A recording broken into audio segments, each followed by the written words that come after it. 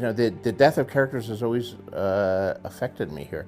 You develop a lot of affection for a character. It actually can be hard to do in two senses. Sometimes even a character you don't particularly like, a villain or a character who's really nasty or something, but he fulfills an important function in the plot. And then you kill him and write him off, and you know that the audience is going to be happy to see this son of a bitch die. But on the other hand, now you're short of a villain, and you need to, bring in someone even worse, or somehow ratchet the suspense up and the jeopardy up in some other way.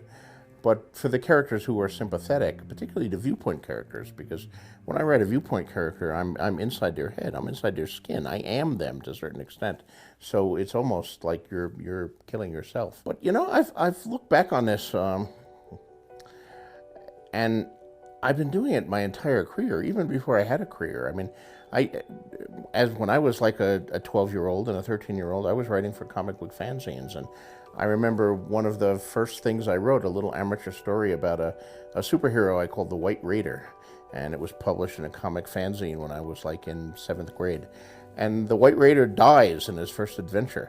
That was powerful. I also had letters published in the Marvel Comics of the early 60s. Dear Stan and Jack, And I had one letter in an issue of Avengers, an early issue of Avengers, praising to the sky an issue earlier about the character Wonder Man. Wonder Man was a guy who joins the Avengers, a new superhero who appears and he joins the Avengers.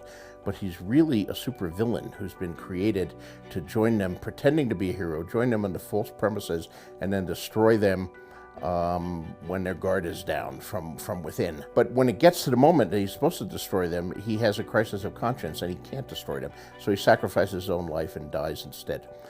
I love this comic. It was terrific, and I wrote this incredible letter saying how great it was, and I look at it and say, just like my whole career there, it's a great character. He seems to be a hero, but he's really a villain, but at the end, he's redeemed because he can't do the villainous thing, but he gives up his own life and dies heroically. All the things I love to do in my own thing. Stan Lee was doing it in 1964 or something like that, and I was reacting to the death of Wonder Man.